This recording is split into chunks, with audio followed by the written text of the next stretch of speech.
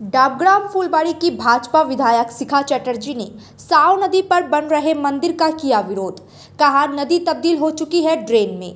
एक के बाद एक नदी तट पर कब्जा होता जा रहा है। कुछ भूमाफिया नदी तट पर कब्जा कर अवैध रूप से जमीन बेच रहे हैं और यह सब प्रशासन के नाक के नीचे हो रहा है। अब एक बार फिर नदी तट पर मंदिर बनाने का मामला सामने आया। खबर मिलते ही घटना स्थल पर पहुंची डाबग्राम फुलबाड़ी की भाजपा विधायक शिखा चटर्जी। उन्होंने कहा साव नदी ड्रेन में तब्दील हो चुकी है। नदी का पानी रोककर मंदिर बनाने की जरूरत नहीं है। उन्होंने यह भी कहा कि इसमें तृणमूल के कुछ पंचायत सदस्य शामिल हैं और उनकी ओर से मंदिर बेचा जा रहा है। इलाके में कुछ भूमाफियाओं का भी इसमें हाथ है।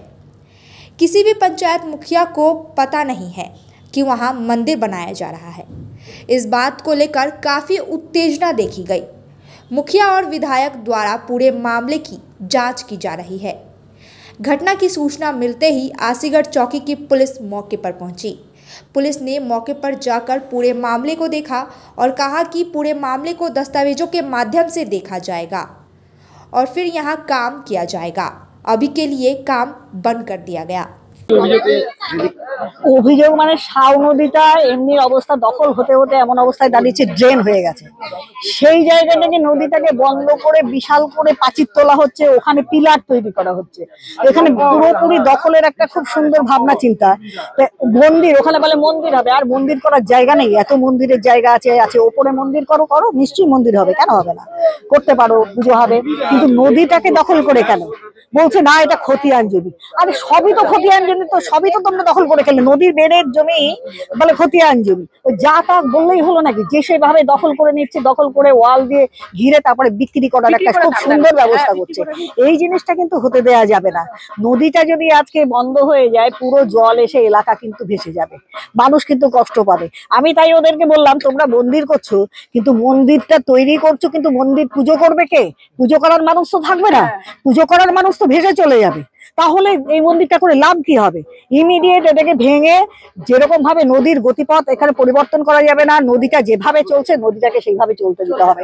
এটাই হচ্ছে বড় কথা। আমি এই কথা বলে গেলাম, প্রধানকেও বলে গেলাম নোটিশ পাঠানোর জন্য, এখানে ভিডিওকে ইমিডিয়েট জানানোর জন্য। জমির দালাল আর দ্বিতীয় তৃণমূল ছাড়া দ্বিতীয় কেউ নেই।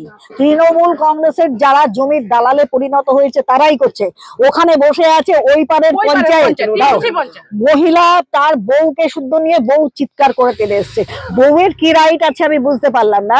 যারা ওই পারের বাসিন্দা তারা এই পারে এসে এপারে জমি দখল করছে দালালরা, সেখানে এসে তাদের হয়ে কথাবার্তা বলছে। এটা তো ঠিক না। না, এই জিনিসগুলো খুব অন্যায় কথা। এখানে এলাকাবাসী যে কষ্ট পাবে সেটা তো কেউ মনে করছে না। এই ভাবনাটা তো রাখা উচিত। তো এই ভাবনার জন্য কিন্তু আমরা যখন শুনলাম এই অবস্থা হচ্ছে, এলাকার মানুষ যখন আমাদের খবর দিল তখন কিন্তু ছুটে চলে এলাম। এইভাবে সমস্ত জমি কিন্তু দখল করে ফেলেছে। আপনারা এর আগে দেখেছেন অধিকার পল্লী নদীর ইয়েটাকে ঘুরিয়ে দিয়েছিল, মুখটাকে ঘুরিয়ে দিয়েছিল। এরকম অবস্থা করছে বিভিন্ন জায়গায়। সাধারণ জমিগুলো খেতে খেতে, ভেস জমি খেতে খেতে এমন অবস্থা হয়ে গেছে, অনেক লম্বা জীব হয়ে গেছে। এখন পাচ্ছে না, নদীকেও ছাড়ছে না, পুকুরকেও ছাড়ছে না। এরা এই সমস্ত ব্যবস্থা করছে। এই কারণে কিন্তু আমরা এখানে প্রথমে মন্দির, তারপরে জমি বিক্রি। তাছাড়া আবার কি এই জমি বিক্রি করার মানে প্রথম স্টেপ এটা। হ্যাঁ, আর যেহেতু আমরা মন্দিরের বিরোধিতা করব না জানে, সেই জন্য মানে ইস্যু মন্দির করবো। আসলে মন্দিরের মানে আমি পাবলিক থেকে জানতে পারলাম যে নদী দখল করে, সাও নদীতে দখল করে মন্দির করছে। তারপরে আমি আমার পঞ্চায়েত আছে, সব পঞ্চায়েতদের নিয়ে আমাদের বিধায়কের দিদিকে নিয়ে এসে দেখে সত্যি তাই। নদীটা মানে বাউন্ডারি করে পিলার দিয়ে বিশাল বড় একটা মন্দির করার চেষ্টা করছে। আসলে কি বলেন তো, আমরা যেহেতু মন্দিরগুলো তো আমরা বাধা দেবো না, এটা ওনারা ভেবে গেছে। মন্দিরে তো আমরা বাধা দিব না, মন্দির করাতে আমাদের বাধা নেই, কিন্তু মন্দিরকে এতটা জায়গা লাগে? আমরা বললাম তো করো না, উপর সাইডে করো মন্দিরটা, কিন্তু নদীটা দখল করে কেন?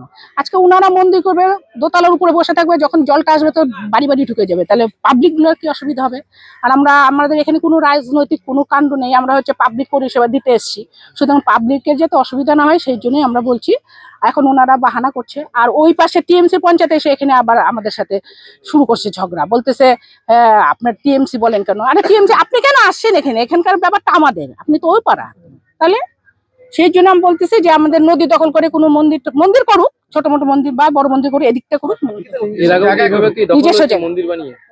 অনেক প্রচুর জায়গা দখল হয়ে গেছে তো, প্রচুর। মন্দির বানিয়ে? হ্যাঁ এটা কি প্রথম স্টেজ? মানে না, না, জমি দলালের কাজ হচ্ছে মন্দির বানিয়ে তারপরে হ্যাঁ হ্যাঁ হ্যাঁ। মন্দিরের নামে মানে যেহেতু ভাবে মন্দিরের বিরোধিতা তো আমরা করবো না, ঠিক আছে আমরা মন্দিরের বিরোধিতা করছি না, মন্দির করুক, কিন্তু জমি দখল করে কেন? चार चार चार चार जता है र उता नहीं छचार 4 डिजिट मा अब प्रथम पुरस्कार नागालैंड स्टेट बियर 500 बाय मंथली लॉटरी पहिलो पुरस्कार 2.5 करोड़ गारंटीड मात्र 4 डिजिट मा टिकट 500 रुपया ड्रॉ 25 मई पहिलो पुरस्कार केवल बिक्री भई का टिकट बाट। Attention students, are you worried about courses and colleges? Shape your dreams. Meet 50 premier institutes at oldest and most reputed 28th SAPE Education Fair at City Center, Uttarayan, Siliguri on 25th and 26th May 2024, 10 a.m. to 7 p.m. Entry free. Also, win smartwatch, mobile phone visiting the fair. Radio partner Radio Misty 94.3 FM. For details, call 9830 758 408 or log into www.sapeevents.com.